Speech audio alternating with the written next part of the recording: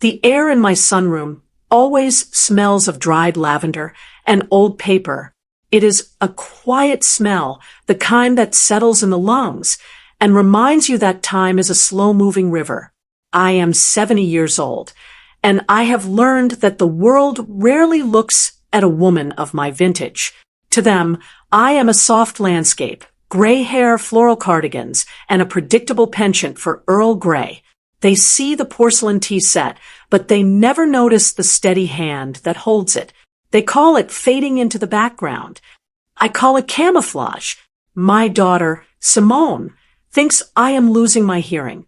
She speaks to me in that slightly elevated, overly enunciated tone people use for toddlers and the dying. I let her believe it. Information is a currency, and I prefer to keep my coffers full while others think I'm bankrupt. Simone is 42, successful in ways that make her brittle, and married to a man named Jason. A man who wears his ambition like a cheap cologne. It was a Tuesday, the kind of Tuesday that feels indistinguishable from 100 others, until the light on my bedside table pulsed. My phone. A voice message from Simone. Usually, her messages are functional. Checking in, Mama. Or don't forget your appointment on Thursday. But this message was different. It was 6 minutes long. When I pressed play, the first thing I heard wasn't her voice speaking to me. It was the sound of a car door heavy with the thud of expensive German engineering, followed by the muffled roar of an engine. Then the silence of a cabin and Simone's voice, not the one she uses for me, but the one she uses when she thinks the world is hers to command. He's still holding on to the deed, Jason, she said. Her voice was sharp, a razor blade hidden in velvet. The old woman is more stubborn than we thought. But the doctor signed off on the cognitive decline assessment. One more episode, one more accident in that kitchen, and we move her to the Willows by the end of the month. The house goes on the market in June.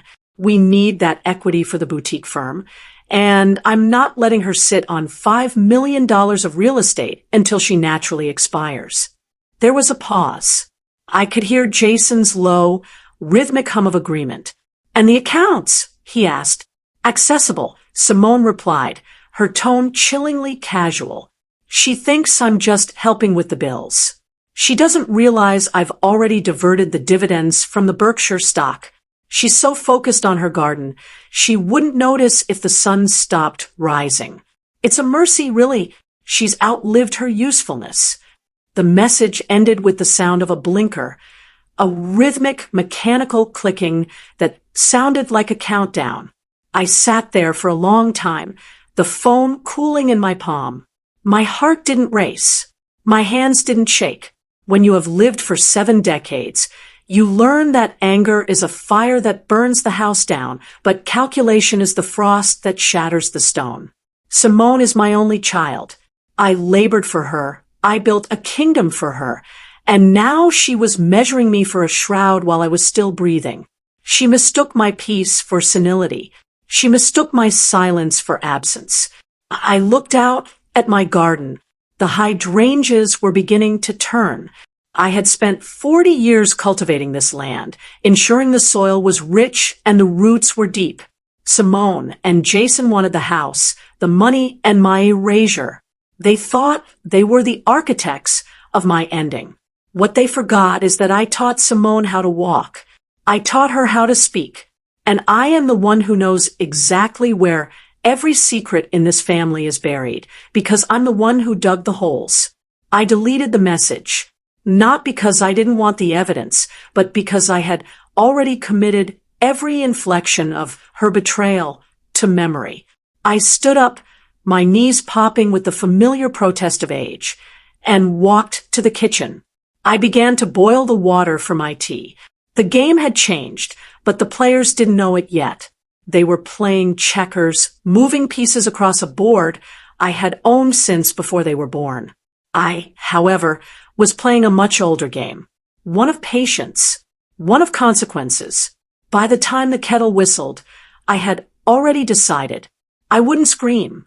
I wouldn't confront her. I would simply let them walk into the trap they had set for me, and then I would close the door. But first, I needed to make a phone call to someone Simone had forgotten I knew. A man who dealt in the kind of truths that don't appear on bank statements. The first move is always the quietest. If you've ever been underestimated, comment below. You won't want to miss what happens when Simone walks through my front door. Stick around, because the real audit is just beginning. Precision is a habit. I spent 30 years as a head archivist. A job that teaches you the value of what is omitted as much as what is recorded. You learn to spot the slight discoloration of a forged signature, the missing page in a ledger, the tiny, inconsistent tremor in a liar's hand. Simone never understood my work. She saw it as dusty and stagnant, a relic of a pre-digital world. She didn't realize that archiving is the art of memory control. And I have a very long memory. The morning after the message, I sat at my vanity, brushing my hair. 100 strokes. It is a meditative act. In the mirror, my face is a map of every sun-drenched afternoon and every midnight vigil I've ever kept.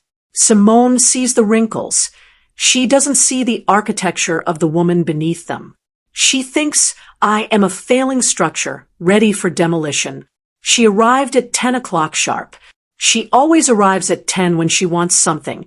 It's late enough to feel like a visit, but early enough to ensure she's back in the city for her power lunches. She let herself in with her own key, the heavy front door clicking shut with a finality that made me smile. "Mama, you up?" Her voice floated up the stairs, bright and synthetic. "In here, Simone." I called back, my voice pitched with just a hint of fragility. I let a slight quaver sit on the edge of my vowels. It's a costume, and I wear it well. She entered the bedroom, looking polished in a charcoal suit that cost more than my first car.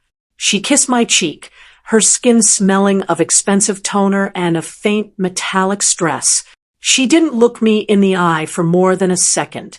Guilt is a funny thing. It doesn't always stop a person from doing harm, but it makes them remarkably easy to read. "You look a little tired, Mama," she said, smoothing the lace runner on my dresser. "Did you sleep well? I was worried after I sent that message yesterday. Did you get it?"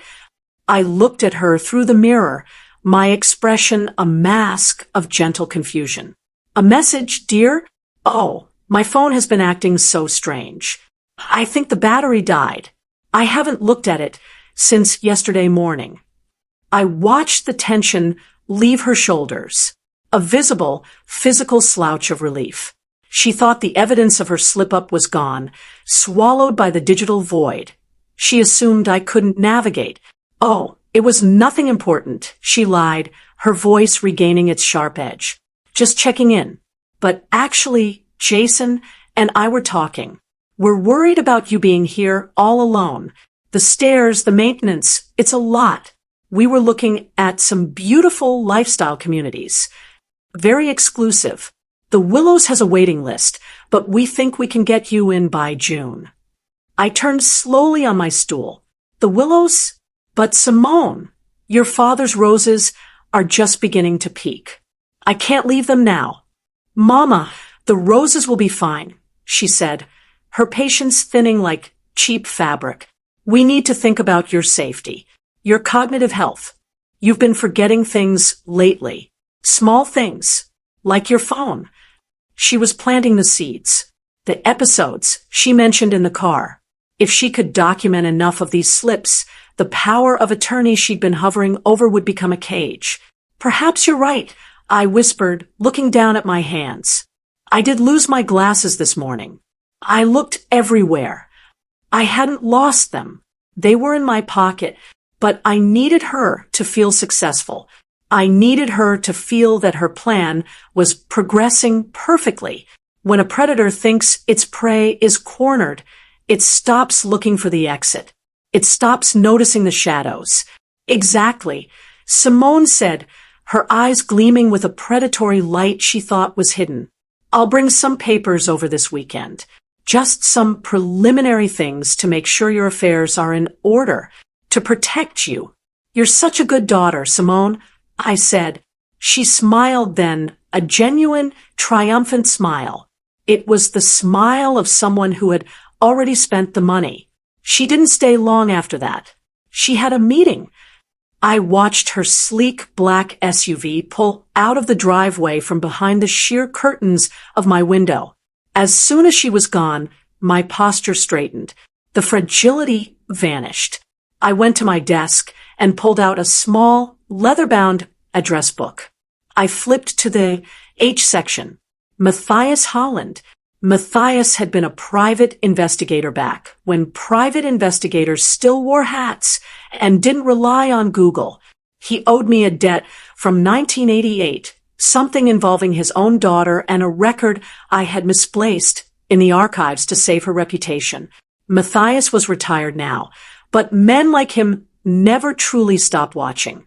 I picked up the phone. It was time to start the audit. Not of my bank accounts. Simone had already done that, but of Jason's life. Every man who wears his ambition like a cologne is usually trying to mask the scent of something rotting underneath. Matthias, I said when he answered, it's Essie May. I need you to look into a man named Jason Walker. Start with the boutique firm he's trying to open. And Matthias, look for the cracks. I suspect he's built his house on sand. I hung up and walked to the kitchen. I moved the kettle. I rearranged the spice rack. I made sure that when Simone returned, she would find a mess that confirmed her suspicions of my decline. The most dangerous person in the room is the one everyone thinks they've already figured out. There is a specific kind of silence that exists in a house that has been lived in for 40 years.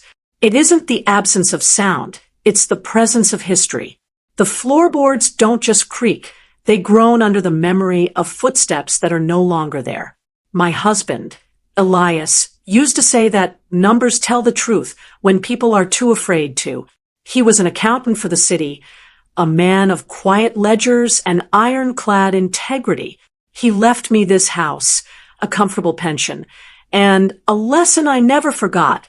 The greatest thefts are never committed with a mask and a gun. They are committed with a pen and a smile. When Matthias called me back 2 days later, his voice was like gravel shifting in a pan.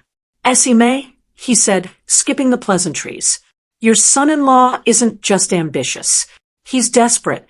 That boutique firm he's pitching to investors, it's a ghost. He's been using Simone's credentials to secure bridge loans. And he's been using those loans to cover personal margins that went south last quarter. He's not building a kingdom. He's digging a hole, and he's using your daughter's reputation as the shovel. I leaned back in my wingback chair, watching a sparrow pick at the feeder outside. And Simone? I asked. She's complicit in the intent, but she's blind to the reality, Matthias replied. She thinks they're seizing your assets to level up. She doesn't realize she's actually throwing your life's work into a furnace just to keep the lights on for another month. If the bank calls those notes before June, they both go under. That's why she's rushing you, Essie May. It's not about the willows. It's about the deed to your house. They need it as collateral by the 15th. The 15th. That gave me 12 days. Thank you, Matthias. I said softly. Send the digital files to the encrypted address I gave you. And Matthias, keep watching. I want to know exactly who Jason is meeting with at the Blue Heron Hotel on Thursday nights. It isn't an investors group. You always did have a nose for the rot. Essie May, he grunted and hung up. I spent the afternoon in the garden. To any neighbor passing by, I was just a grandmotherly figure in a wide-brimmed straw hat, fussing over her azaleas. In reality, I was conducting an audit of my own soul. I had raised Simone to be strong, but I had failed to teach her the difference between strength and cruelty. Somewhere along the line, she began to view my softness as a weakness to be exploited rather than a sanctuary to be protected. That evening, Simone called. Her voice was tight, vibrating with a frantic energy she tried to mask as concern. Mama, I've scheduled the appraiser for Friday, she said. Just a quick walkthrough. Don't worry about cleaning up. In fact, if the place looks a little lived in, it's better for the assessment we talked about. She wanted the house to look neglected. She wanted the appraiser to see a home that was too much for a failing woman to manage. Friday is fine, dear, I said, my voice trailing off as if I were losing the thread of the conversation. Though I was hoping to bake some pies. Your father always loved the smell of cinnamon in the spring. Or was it autumn? I can't quite remember. It doesn't matter, Mama, she snapped, then quickly softened her tone. Just don't do any baking. We don't want you leaving the stove on again, remember? Like last week. I hadn't left the stove on last week. Simone had found it on after she visited, a phantom mistake I never committed. She was building her case, document by document, lie by lie. Of course, I whispered, you're so right to look after me. After I hung up, I went to the basement. Behind a stack of old National Geographics and Elias's old workbench, there is a small floor safe. Simone doesn't know it exists. She thinks she has mapped every inch of my life, but a woman who spends 30 years in the archives knows how to hide the most important files in plain sight. Inside the safe wasn't gold or jewelry. It was a collection of documents I had curated over decades. Evidence of the favors Elias had done for city officials, the original land surveys of this neighborhood, and, most importantly, the paper trail of the trust Elias had set up for me, a trust that Simone thought she had accessed, but which was actually a multi-layered structure she hadn't even scratched the surface of. She had been diverting dividends from a secondary account I'd let her see. She thought she was draining the lake, unaware that the ocean sat right behind it. I pulled out a single folder labeled Project Verdant. It contained the dirty laundry of Jason's primary investor, a man who valued his family-first reputation above all else. I sat on the cold concrete floor, the shadows of the basement stretching long and thin around me. My daughter wanted to move me into a room with beige walls and a plastic wristband. She wanted to sell the dirt my husband had bled for. I took a deep breath, the scent of damp earth and old ink filling my lungs. I felt a strange, cold clarity. Simone wanted a performance of cognitive decline. I would give her a masterpiece, but while she was watching the left hand, she would never see what the right hand was doing. I stood up, tucked the folder under my arm, and headed back upstairs. I had a lot of forgetting to do before Friday. The art of being forgotten is a powerful thing. When people decide you are no longer a threat, they stop hiding their true faces. They leave doors ajar. They speak freely on their cell phones, and they treat you like a piece of furniture that has simply overstayed its welcome. Friday morning arrived with a thin, gray mist that clung to the windows like a damp shroud. I dressed with deliberate care, choosing a cardigan with a missing button and a skirt that was slightly wrinkled, details that Simone's sharp, judgmental eyes would catch instantly. I left a pot of water on the cold stove, unlit, with a box of matches sitting dangerously close to the burner. A near miss for her to discover. The doorbell rang at 10 past 10. Simone was accompanied by a man in a sharp, navy blazer, the appraiser. He had the kind of face that was practiced in neutrality, the look of a man who put a price tag on memories for a living. "Mama, this is Mr. Martin," Simone said, her voice dripping with a forced, sugary warmth. "He's just here to look at the upkeep of the house. Why don't you sit in the garden while we walk through?" "The garden?" I asked, squinting as if the word were a foreign language. "But I haven't fed the birds." "Did I feed the birds, Simone?" "I think I did. Or was that yesterday?" I saw her exchange a knowing, triumphant glance with Mr. Martin. She patted my hand, a gesture so condescending it made my skin crawl. "It's okay, Mama. I'll take care of the birds. Just go sit. Enjoy the fresh air." I shuffled toward the sunroom, my steps heavy and slightly hesitant. Once I was out of their direct line of sight, I didn't sit. I leaned against the doorframe, my hearing aided by the small, high-end amplifier I'd tucked into my ear, disguised as a standard hearing aid. "As you can see," Simone whispered to the appraiser as they moved into the kitchen, "the neglect is starting to show. She's leaving the stove on. She's losing track of time. We need a fast-track valuation. My husband and I are looking to liquidate the asset to cover her medical transition costs." "The bones of the house are excellent," Mr. Martin replied, his voice a low drone. "But in this condition, with the hazards you've mentioned, we can justify a lower entry point for the internal transfer before the public listing.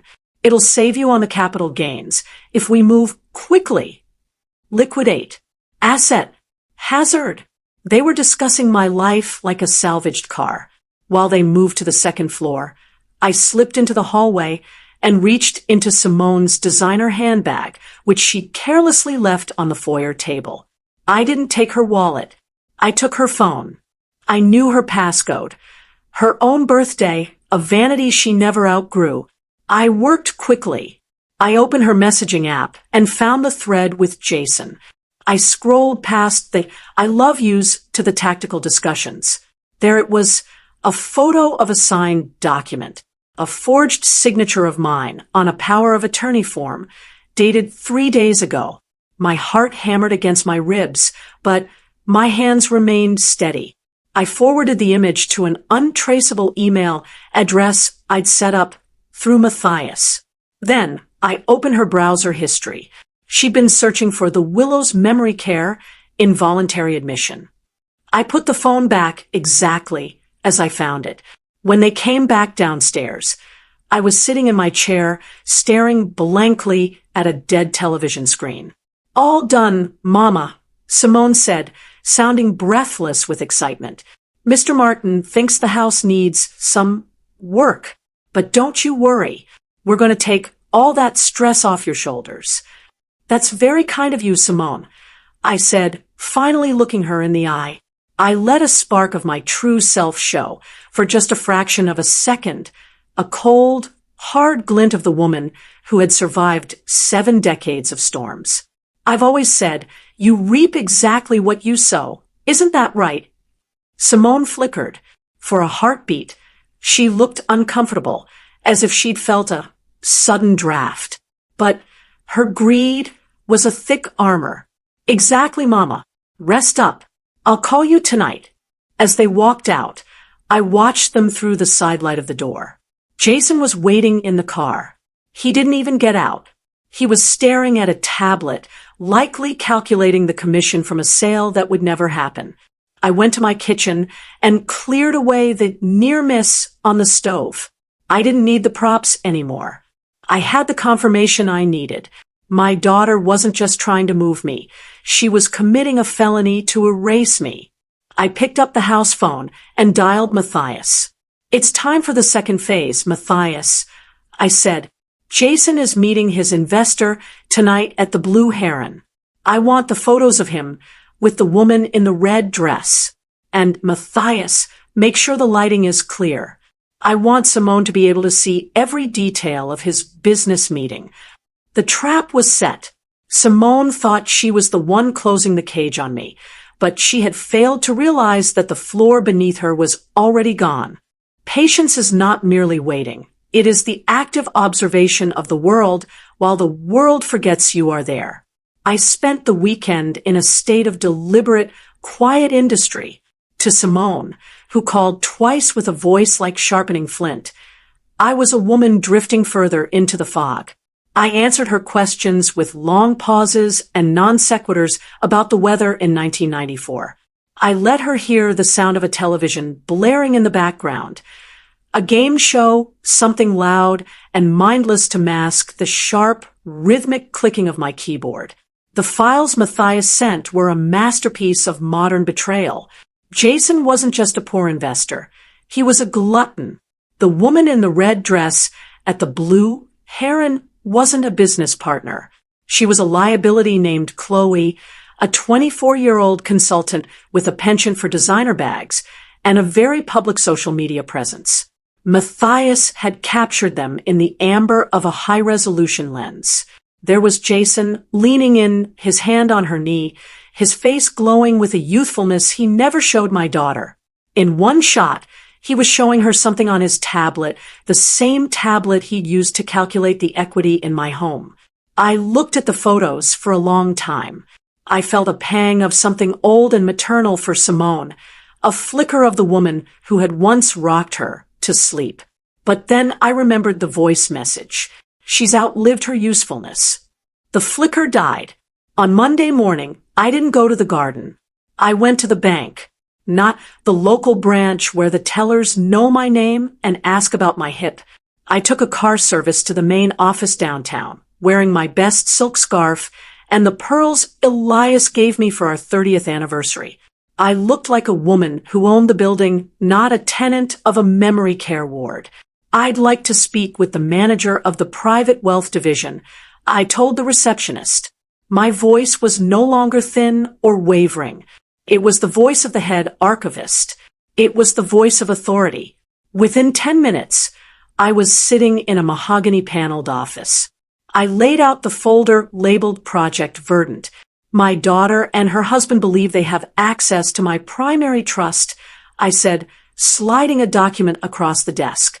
They have recently submitted a forged power of attorney. I would like to freeze all outgoing transfers from the secondary accounts they do have access to, effective immediately. And then I would like to move the bulk of the Berkshire dividends into a new, shielded entity. The manager, a man who looked like he'd been carved out of a very expensive piece of driftwood, blinked. Mrs. Walker, this is highly irregular. If there is a forgery, there is more than a forgery, I interrupted, leaning forward. There is a systemic attempt to defraud a senior citizen. I have the digital trail, the private investigator's report, and the original trust documents that stipulate a mental competency exam by a board of my choosing, not theirs before any transfer of deed can occur. I saw the moment he realized I wasn't a victim. I was a strategist. What would you like us to do? He asked. Let them try to withdraw the bridge loan collateral tomorrow, I said, a small, cold smile touching my lips. Let the system flag it. Don't deny it immediately. Let them think it's a technical glitch. I want them to spend the next 24 hours in a state of escalating panic. When I left the bank, the sun was bright and unforgiving. I felt lighter than I had in years. Simone and Jason were so focused on the finish line that they hadn't noticed I'd moved the track. That evening, I invited Simone over for dinner. A final meal in the big house. I told her over the phone, before we start the transitions. She sounded triumphant. That's a wonderful idea, Mama. Jason will come too. We can celebrate the next chapter. I hung up and went to my kitchen. I began to prepare a roast, Elias's favorite. I used the good silver. I polished the crystal until it sang. I wanted everything to be perfect.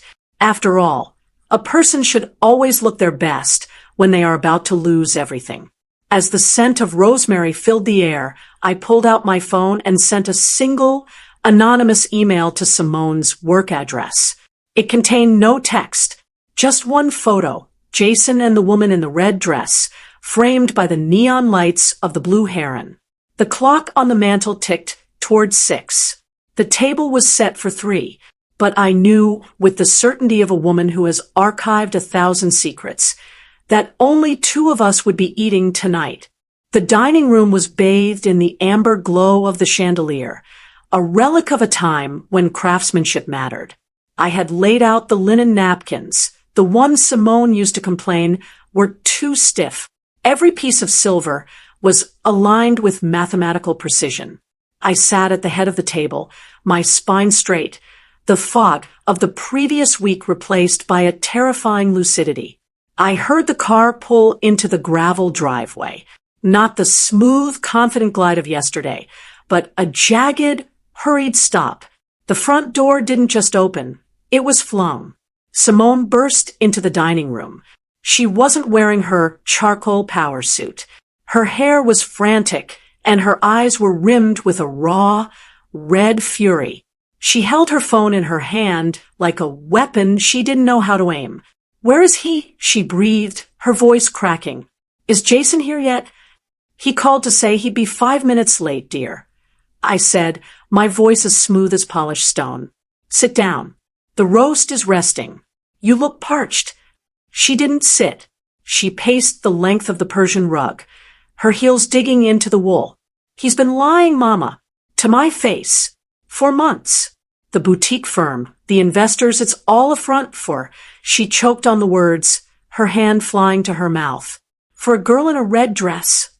I asked softly. Simone froze. She turned to me, her face pale. How did you know?" "I just got an email. An anonymous." "I know many things, Simone," I said, standing up to carve the meat. The knife slid through the roast with a satisfying, rhythmic hiss. "I know about the blue heron. I know about the bridge loans. And I know about the forged power of attorney you have tucked into your briefcase." The silence that followed was absolute. It was the silence of a vacuum sucking the air out of the room. Simone's phone slipped from her hand, landing with a dull thud on the carpet. "Mama," she whispered. The word sounded small, infantile. "Don't mama me," I said, the coldness in my voice finally breaking through the surface. "You sat in my sunroom and measured my cognitive decline like you were measuring fabric for a curtain. You talked about moving me into a cage so you could sell the dirt your father spent 40 years paying for. You thought I was a ghost in my own home." Before she could respond, the front door opened again. Jason walked in, looking harried but maintaining that oily, practiced smile. "Sorry I'm late, ladies. Traffic was a nightmare. Simone, why didn't you answer my—" He stopped when he saw the table. He stopped when he saw Simone's face. And he certainly stopped when he saw the stack of high-resolution photographs I had placed face up next to his dinner plate. "What is this?" Jason stammered, his hand reaching for the photos, then recoiling as if they were hot coals. "It's an audit, Jason," I said, returning to my seat. I took a slow, deliberate sip of my wine. "I've frozen the secondary accounts. The bank flagged your collateral attempt this afternoon as a fraudulent transaction. By tomorrow morning, the private wealth manager will be turning over the forged documents to the district attorney's office." Jason turned a sickly shade of gray. "Esime, you don't understand. It was just a temporary measure. We were going to pay it back. The firm is a fantasy," I interrupted, "and the mercy you and Simone discussed, I've decided to show some of my own. I won't call the police tonight. I'll give you until sunrise to pack your things and leave the city. Both of you." Simone gasped, her eyes wide. "Mama, you can't be serious. This is my house too. I'm your daughter." "You were my daughter," I corrected her, my voice low and unwavering, "until you decided I was an asset to be liquidated. You wanted to move me to the Willows. I've already made a call. I've secured a room there for Jason's mother. Since you were so concerned about her lifestyle, I thought it only right that his remaining funds go toward her care. As for you, Simone, you'll find that your reputation in the city is remarkably fragile when the archives are opened." I stood up, the meal untouched. The hunger I had felt for justice was far more sating than any roast. "The locks will be changed at 8 a.m., I said, walking toward the stairs. "I suggest you use the remaining hours to decide which of you is going to tell the investors that the money is gone." I didn't look back. I climbed the stairs, my knees steady, my heart quiet. Downstairs, the shouting began. The loud, ugly sound of two predators turning on each other now that the prey had vanished. I went to my bedroom and closed the door. I sat by the window, watching the moon rise over my garden. The hydrangeas were silver in the light. The house was quiet again. My house, my legacy, my peace. I picked up my book, the one I had been forgetting to read all week. I turned to the first page and began. The shouting lasted for 3 hours. It was a jagged, ugly sound that tore through the quiet of my hallway. The sound of two people who had built a life on a foundation of mirrors finally seeing the glass shatter. I sat in my wingback chair. The lights dimmed, listening to the accusations fly. Jason's voice was a frantic whine, trying to explain away the woman in the red dress. Simone's voice was a rhythmic screech, the sound of a woman realizing her golden parachute had been replaced by an anvil. They didn't come upstairs. They didn't dare. Even in their desperation, there was something about the way I had looked at them in the dining room that kept them at bay. They knew the old woman they had mocked was gone. And in her place sat the woman who knew where every ledger was hidden. Around midnight, the front door slammed so hard the crystal in my vanity rattled. Then a car engine roared, tires spitting gravel as they tore out of the driveway. One of them was gone. A few minutes later, I heard the heavy, sluggish footsteps of the one who remained. Simone. She stopped outside my bedroom door. I saw her shadow truncate the sliver of light from the hallway. She stood there for a long time, her breathing heavy and ragged. I didn't move. I didn't offer her a soft place to land. Mama, she whispered, her voice cracking. I didn't know about the money. I didn't know I was just trying to secure our future. You were trying to secure a future that required my absence, Simone, I said, my voice steady and cold through the wood of the door. Go to sleep. You have a long walk ahead of you tomorrow. The shadow lingered, then finally drifted away. The next morning, the house was unervingly still. I rose at my usual time, 6 a.m. I dressed in a sharp, navy blue suit I hadn't worn since Elias's funeral. I pinned my silver brooch to my lapel. I looked exactly like the woman the city's historical society feared and respected. I went downstairs. The dining room was a disaster. The roast sat congealed on the platter. A wine glass had been overturned, staining the white linen a deep, bruised purple. Simone was huddled on the sofa in the living room, still in her clothes from the night before. She looked small. She looked old. Jason took the SUV, she said, staring at the empty fireplace. He took the emergency cash from the safe in our apartment, too. I checked the app.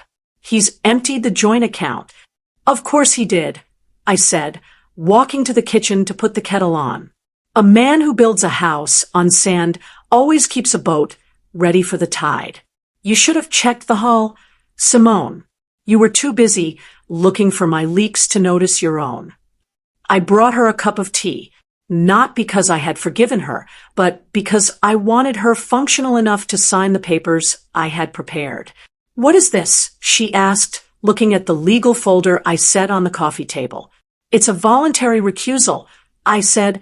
You are signing away any claim to my estate, effective immediately.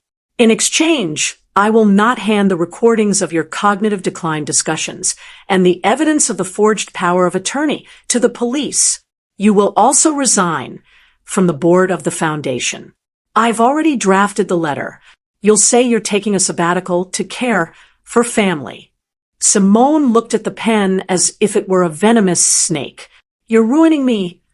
No, I said, leaning in so she could see the absolute lack of pity in my eyes. I am simply archiving you. You wanted me to disappear into a room at the Willows. Instead, you are going to disappear into the quiet life you so desperately feared. You will live on the modest stipend Elias set up for you, the one you can't touch until you're 60. Until then, you'll find that the world is very cold to someone with no assets to offer. She signed. Her hand shook so much the S in her name looked like a jagged scar. By 8 a.m., a locksmith was at the door. By 9 a.m., a car service arrived to take Simone to a small, furnished apartment across town, one I had rented in her name, paid for with the very dividends she thought she'd stolen. As she walked down the porch steps, carrying a single suitcase, she turned back. Are you really going to stay here, all alone in this big house?